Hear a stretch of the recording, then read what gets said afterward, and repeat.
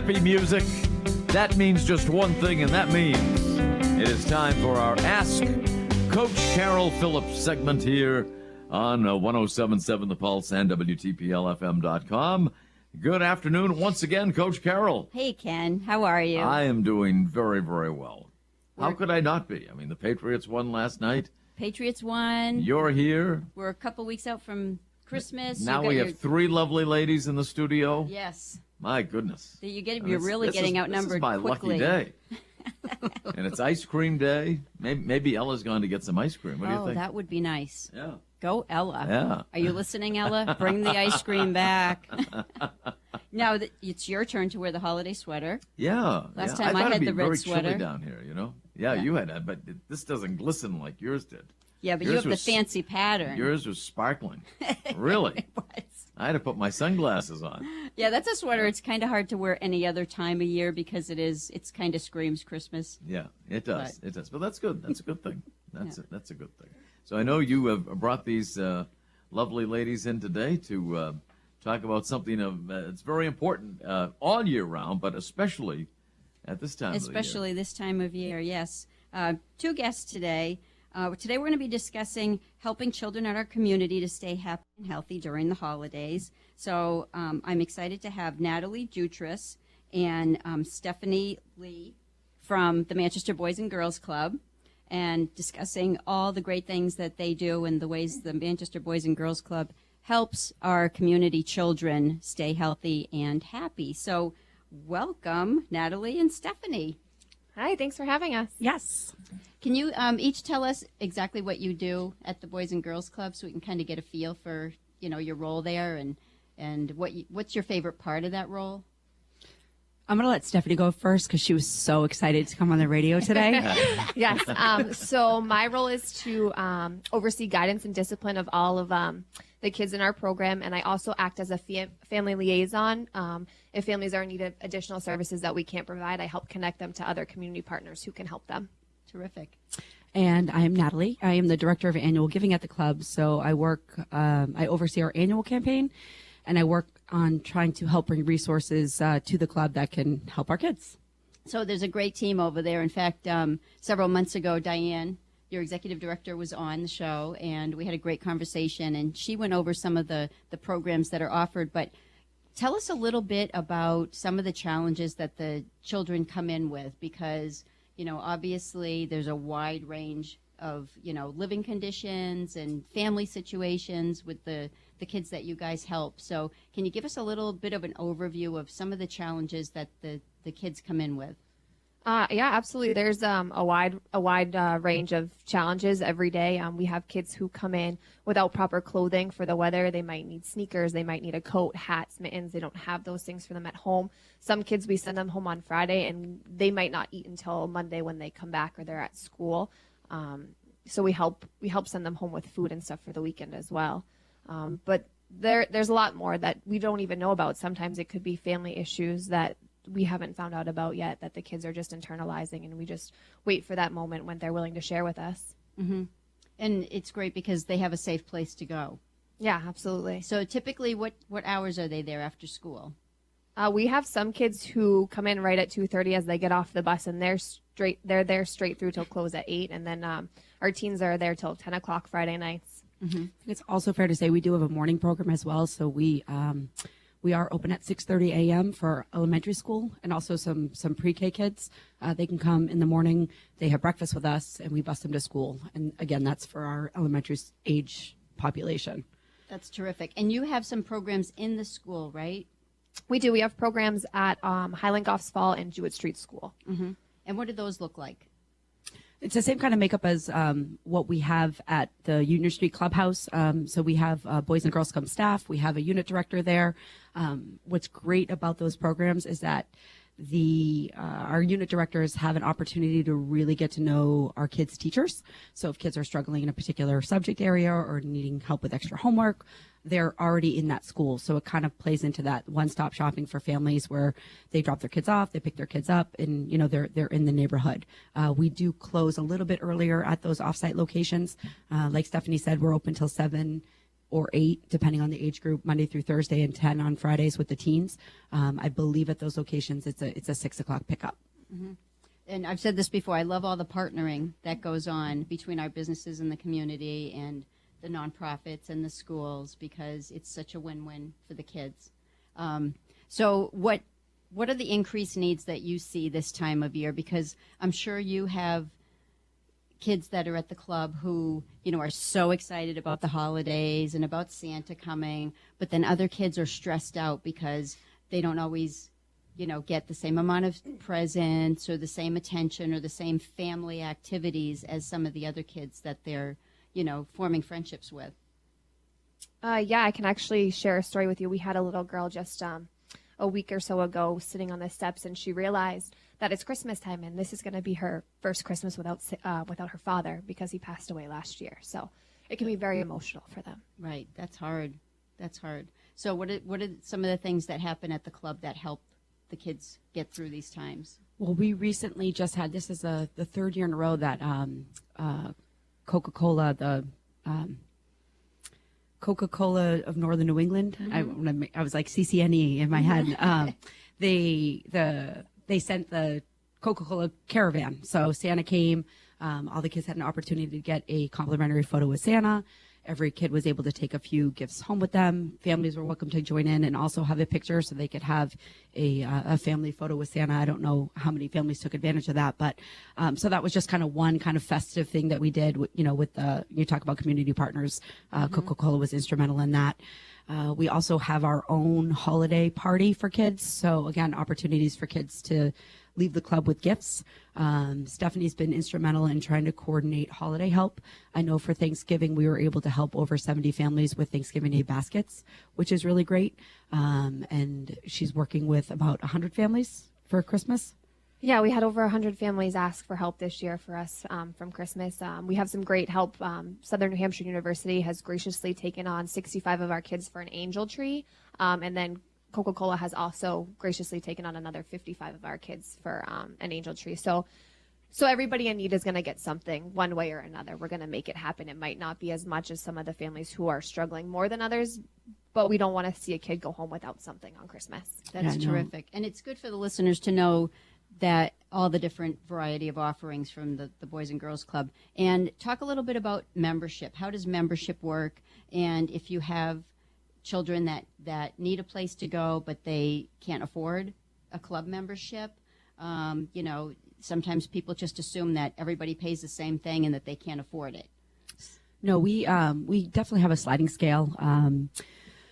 Our first, second, and third graders is a little bit different. They're kind of a group in themselves. We call them our Kids Club members. So since they are younger, require a little bit more attention, we do cap at 150 first, second, and third graders, which can be a challenge because that is a very popular age for, families need their kids. They can't be left home alone. Right. So, when you're talking about affordability, child programming, that is an age group that's really important. And unfortunately, we cap at 150 first, second, and third graders, and then 4th through 6th, and then 7th through 12th. That's how we break it up. So really, for a kid 1 through 6th grade, it's $25 for the entire school year. So that's September through June. For our teen members, which are 7th through 12th graders, it's $10 for the entire school year. Again, September through June. We do have sliding scales where kids and families can come anywhere from $5 to $10 or $5 to $25. There are a few of our programs that do have weekly fees. We do have small fees for busing. Again, a sliding scale anywhere from $5 to $15. But any programs that we implement in the club, we don't charge kids for. So we currently have a CYO leagues teams. Kids don't play for. We have spring league basketball. Kids don't pay for any of that. When we do field trips, it can be minimal depending on, but really all the programs that we provide at our clubhouse is free for the kids to participate in. That's terrific. So the kids don't feel like there's the haves and the have-nots absolutely. Within the club. Something's coming up and, well, I can't afford to go, but my best friend's going on this trip. I think that's one of the things that we really try to do well there is just to make sure that we're all club kids. Everyone is in there like we're a family. There's not he or she or them or they.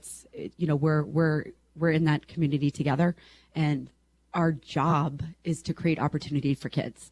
And we have to be able to do that knowing that all kids, no matter if they come from a two-parent household making over $100,000, and if they come from a two-parent household that's making under $20,000, you know, there's still opportunity for kids no matter what their breakup is, because kids can't control their socioeconomic. I mean, it's just creating opportunities for them to see where they can go and what they can do. Right. And obviously the lower income, you know, they have struggles, but you could have a kid at the club whose, you know, parents make, like you said, over $100,000 a year, but there's still stuff going on at home where they come into the club with issues that you guys can help them with.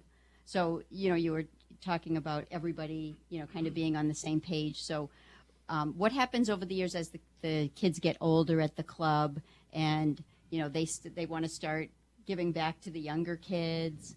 Well, this would be a great question for Stephanie. So I'm actually a club kid. I started out at the club when I was 6 years old. And my parents put me in the club because my mom had a baby and I was jealous and I needed, I'm not going to lie, I was jealous of my little brother. Go to the club so the baby's safe. Yeah. Yeah. I think they were more concerned about me having a time where I could still be a kid and have fun and socialize with my peers. So that was their initial thought, was to send me to the club because it was a safe and fun place for me to go.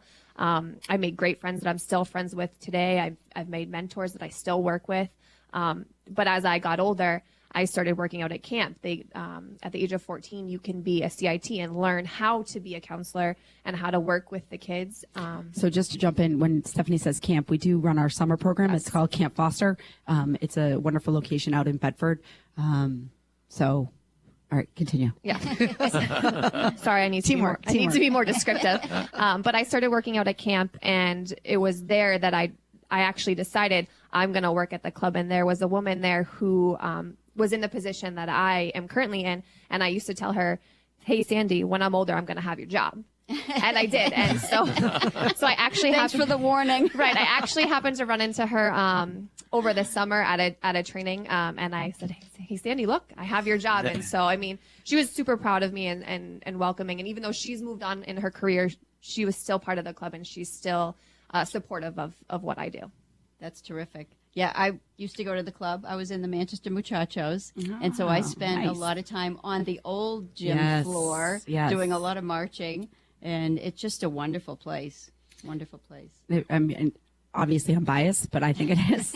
But one of the things you did mention is that, you know, we do serve kids, and that's one of the things that I think is really special about our organization is that we are kid-centered. So our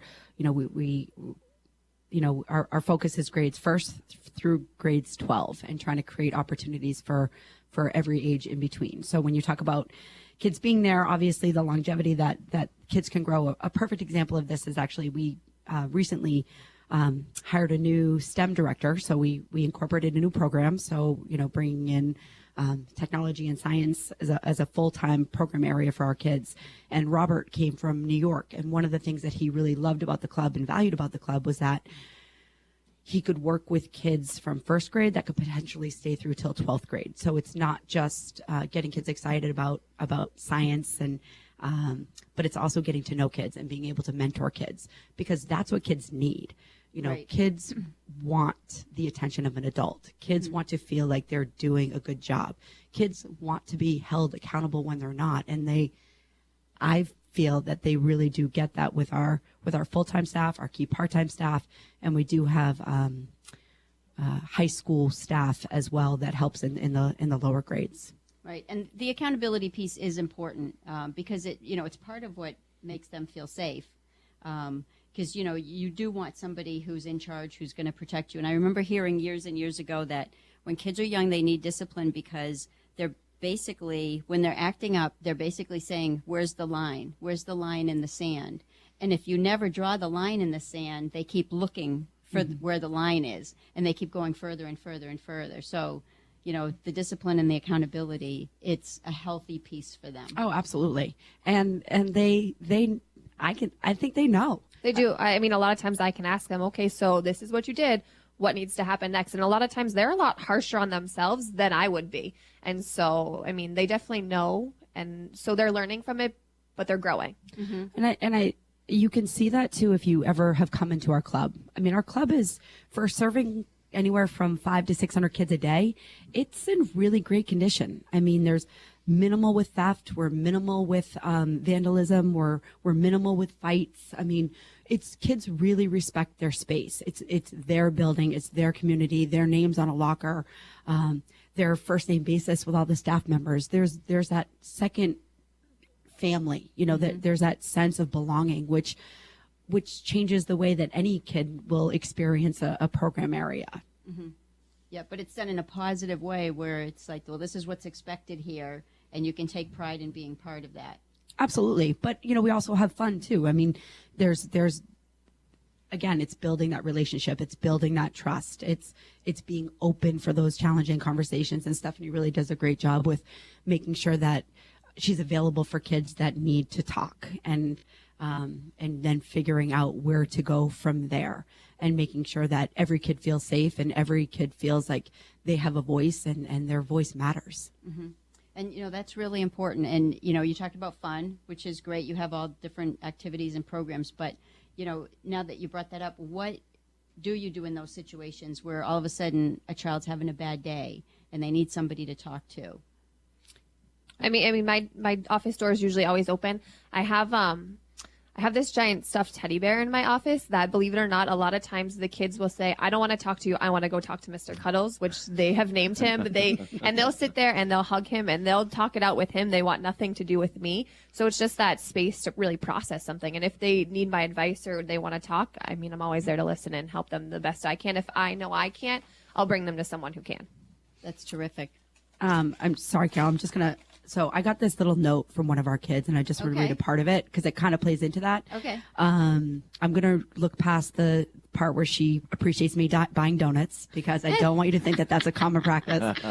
But she said, when I talk to you, you listen to me. And I think that is just a perfect statement for all of the staff members at the club. Mm-hmm. One's not just in program, but one's also, I mean, Diana's amazing. Her door is always open too. Sometimes she'll probably say too much, but Brian's office is open, my office is open, Tracy's office is open. So getting kids to feel comfortable with who they connect with. Even Ken, our CFO, and Antonio, like all of our, everyone is just there for kids. That's our job. Mm-hmm. That's terrific. Now, I know I've heard these statistics before, and I know there's a great deal of food insecurity in Manchester specifically, and around Manchester as well. But the numbers are really staggering, and I see that the Boys and Girls Club are actively involved in helping those people who are food insecure. Mm-hmm. We are. Some of the programs that we have, we do offer breakfast for our kids in the morning. Again, for those who bus to school, but we also have it open. We do have a few high school kids that do come to the club before they go to school, which is great.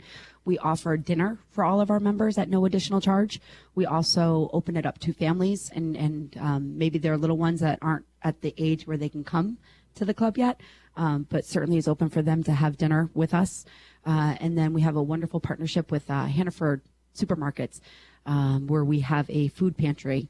We call it a teen pantry, even though we certainly open up for any kid that or any family that needs a little bit more support. And I was talking to Shirley, our teen director, and she said that she has about 40 to 50 kids that consistently come on Fridays to refill their reusable bag to bring groceries home. And they've been really great about, or she reminds them to not only pick things that they want to eat, but maybe think about things that their families enjoy, that, their brothers or sisters or mothers or fathers or grandmothers. So we do, that's really been amazing with Hannaford, and we've had a few local businesses like MBT, donate food for that as well, which has been great. That's terrific.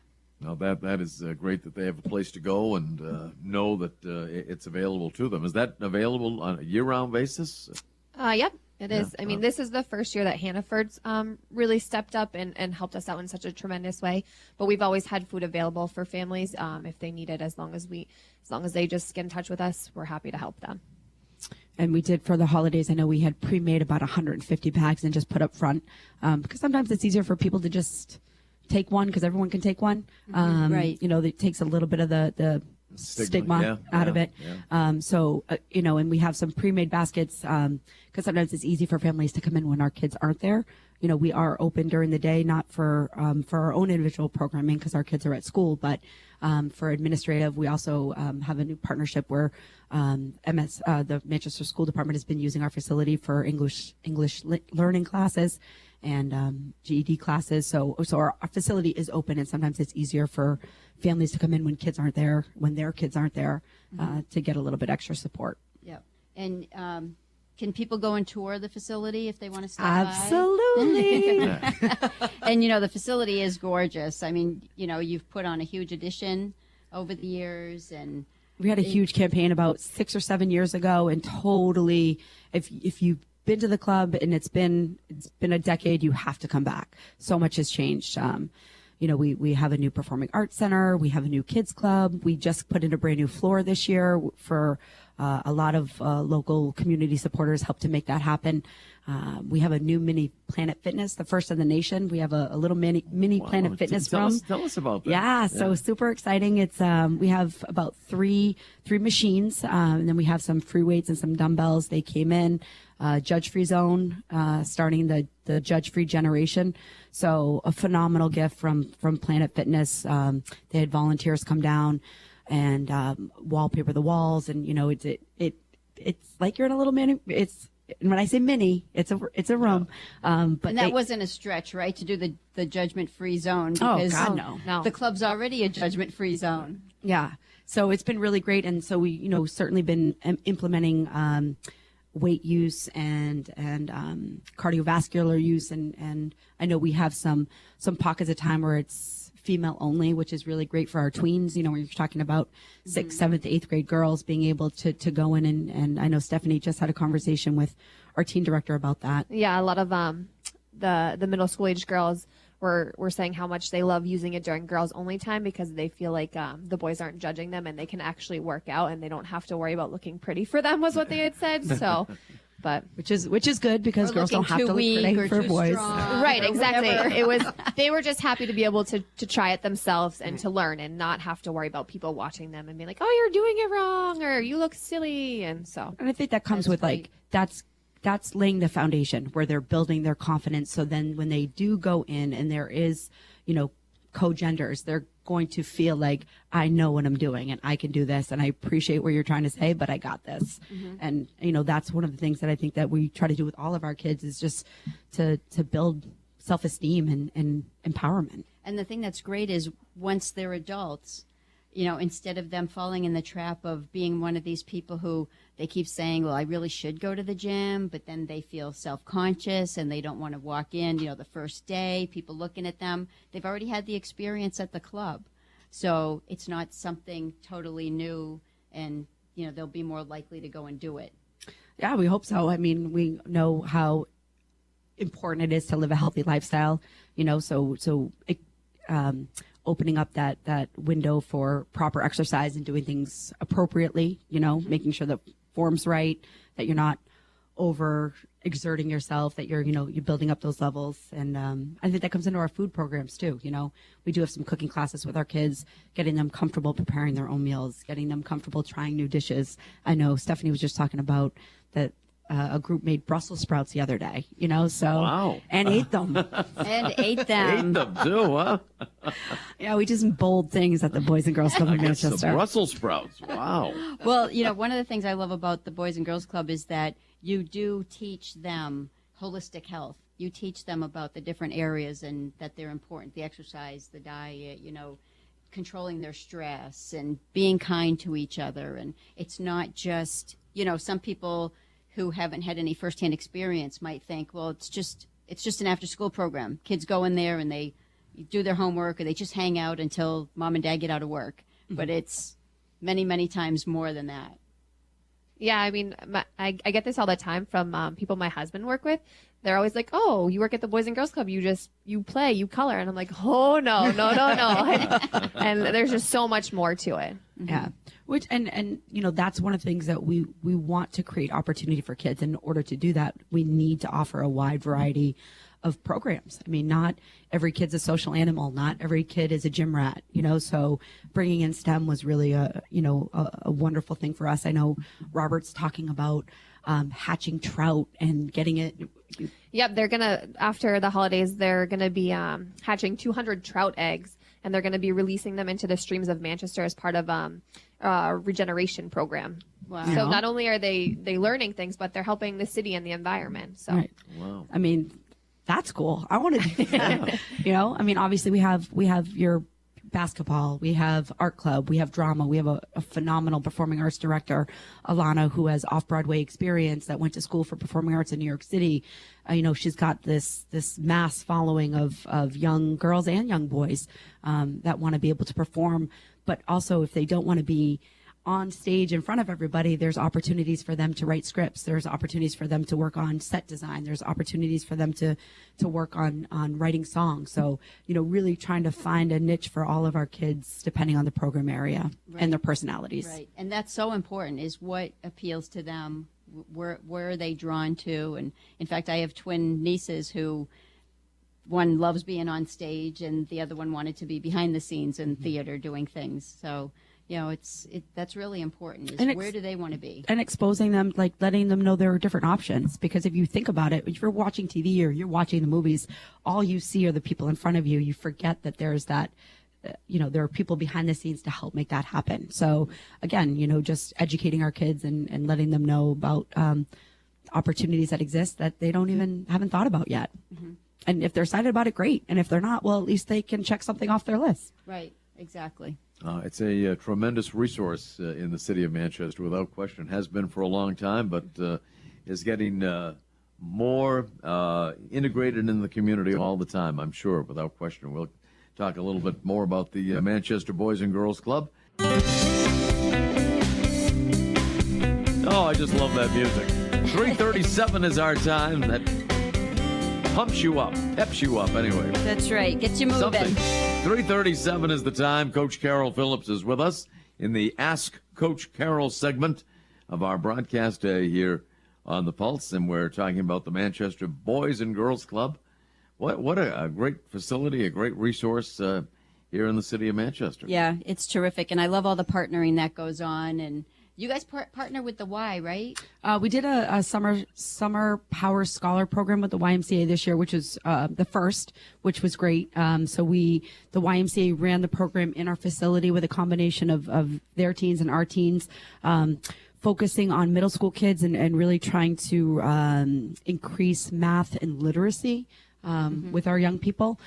So that was really great. And, you know, Diane Fitzpatrick, our CEO, has really done a wonderful job of continuing to build on what we have been, but really, you know, with a focus on collaborations, you know, knowing that there are resources in our community that do things better. And so how can we partner up with that? You know, we don't have to stretch ourselves so thin if people are doing great work in the community. And I think that's important from any nonprofit perspective, you know, because you always want to make sure that you have things for your kids, but you know that you don't have the resources to always be able to own it yourself. So, you know, she's constantly heads on a swivel trying to figure out how to make things better, for our families. That's awesome. It's just a win-win-win. So tell me about your annual events. Well, we have a number of events at the club for our kids that highlight our kids. We do have a Youth of the Year, which is a competition in our own club. So we select a young man and a young female Youth of the Year, and then we have a winner for our club, and then they compete at the state level, and then the state level goes to regional, and then so that's through the Boys and Girls Club of America movement. So there's opportunities to get involved with that. We have Meet the Leaders Night, where our teens get up and talk about issues of the club that they love, what brought them there. It's a wonderful opportunity for our kids to engage in public speaking and speech writing. And we have a nice partnership with SNU. There's a class at Southern New Hampshire University that help and come and work with our kids on that. For our annual campaign, we have our big breakfast in April. April 19th at the Radisson, which is a wonderful event for us and our largest fundraiser of the year. So if anyone listening is interested in coming to that, that'd be great. Yes, you can that's email a great me. event, and it's open to the public.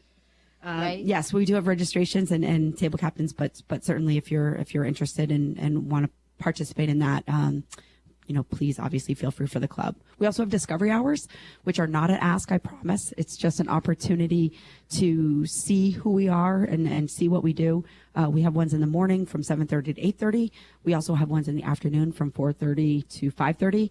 Obviously, it's a very different feel in the afternoon when the kids are around, right, Stephanie? Yeah, definitely. Yeah, so if you kind of want to see the beautiful chaos, I'd encourage you to come in the after school hours.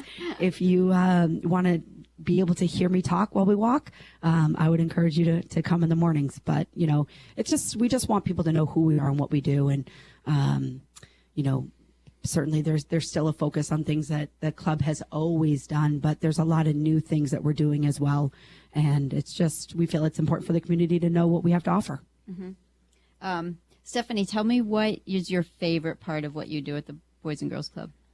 Oh my goodness, there's so many fun things. I think my favorite part has to be Driving the bus? It's up there, but not my favorite. Yes, and we do have a bus story for Stephanie to share. I do have a bus story. Thank you for that, Natalie. Thanks for that nice segue.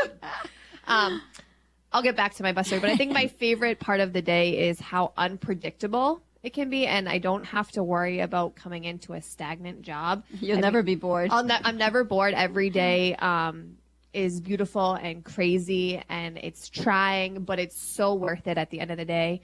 There's some days I go home and I want to pull my hair out, but I come back every day to keep doing it because it's just worth it for the kids in our community, and it's fun. I'm not going to lie. I have a lot of fun every day. So when you were a kid at the club, why did you have this desire to be involved in your adult life?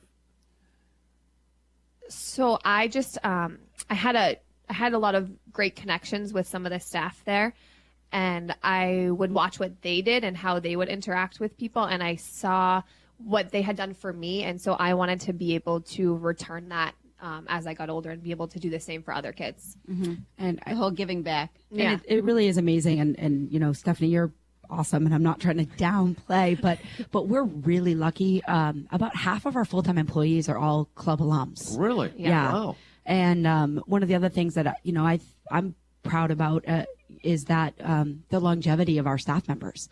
I mean, when you're working in a nonprofit, to have people there for 40 years, 30 years, 25 years, 15 years, 10 years. Not to mention Dick Stephanie's Jarvis, been right? 50 years, right? Let's throw out the 50 for Jarvis, Dick, right? yeah. How many years is 50, you Wow. know? Yeah. It really is amazing that, and especially when you work with kids, because kids love the consistency. They come in, they know who they're going to see. They're going to see Antonio. They're going to see Jenny. They're going to see Ginny. They're going to see Stephanie. They're going to see Joe. They're going to see Lucy. They know these. Well, for some of those kids, I'm sure it's because it's a constant. Whereas in their personal lives, they have so much upheaval.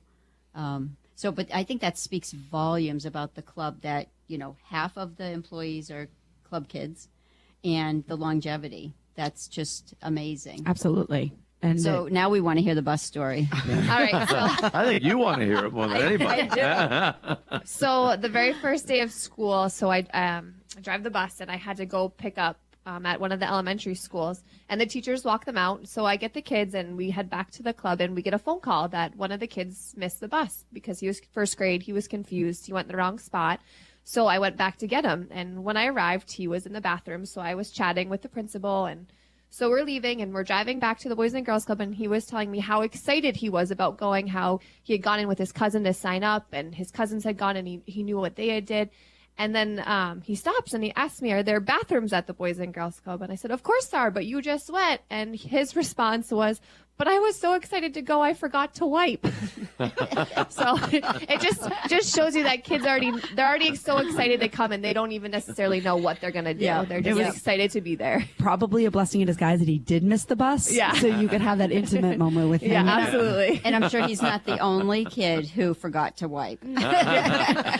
Probably not, but they usually don't share that with me. They're precious, though, the things that they say. They are. It's great, the sharing. And unfiltered. The fact that, exactly. That, then they get older and become like us, where there's sometimes too much filter. Not just, laid back, having a good time. Yeah. They definitely are not afraid to tell you what they think, ever. No, Yeah. they don't hold it back. They Which is just great because they feel safe there. Yeah. Because if they didn't feel safe, most of them wouldn't do that. It's true. I mean, I don't always need to know that my hair doesn't look good that day, but I mean, I appreciate their honesty. Yeah. They have a good hairdresser for you, right? Yeah. So, Natalie, what's your favorite part of what you do at the club? God. I think my favorite part, so my job is, so I used to be the athletic director a number of years ago. So when you switch from programming to more administrative, your day's different. So I really think my favorite part of the day is that it's my favorite, but also can be my least favorite depending on the projects that I'm working on. But that 2:30 to 3:30 when all the kids start coming in the building, it's like it starts to come alive and it reminds you why you're doing the work. And when kids come in and show you the report cards, or when kids come in and tell you that they made the school basketball team, or when kids just need to talk, like it's just reminding you why you're there, why we exist. And you hope that you're, like Stephanie had when she was young, you hope that you're slowly helping to shape and build and just be a positive influence for kids. Mm-hmm. Stephanie, you reminded me of something earlier when you were saying that some days you leave wanting to pull your hair out, but every morning you're excited to go back. And somebody told me once that her father had always taught her, always have a job where you're excited to go in, and at the end of the day you're exhausted, as opposed to the opposite, where you feel exhausted going in, and then when 5 o'clock comes or whatever time it is to leave, you go out and you feel like, oh, fresh air, I'm so glad to be out of there. So you've got the right combination there for sure. Yeah, definitely. Manchester Boys and Girls Club with Natalie and also with Stephanie here and Coach Carol.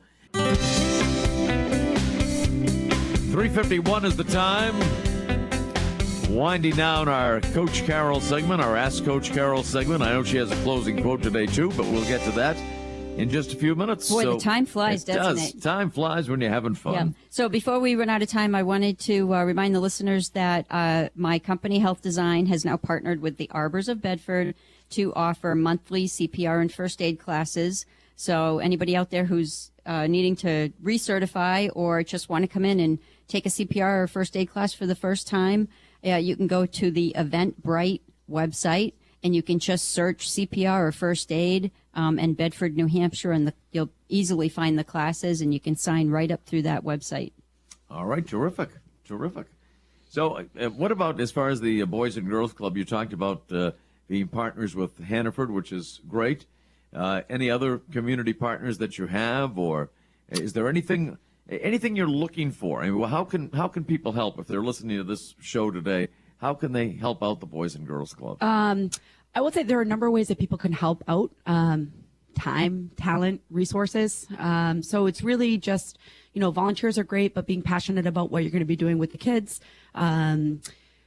Obviously, gifts are great. Holiday times. I mean, I know we've talked about the holiday tree. We've had some corporations that have been really phenomenal, Keller Williams and Amscake Beverages. So if you're interested in holiday help, that's always nice. And even just gift cards. There's always great. We have kids that, again, don't have toothbrushes or backpacks or sneakers or back to school clothes. So, there's opportunities to do that. And obviously our annual campaign as well. So anyone that is interested in learning a little bit more, please go to our website, begreatmanchester.org. Stephanie Lee and myself, Natalie Jutras, we're easy to find on the website as well. If you want to shoot us an email, please do not email us if you think that we did a terrible job today.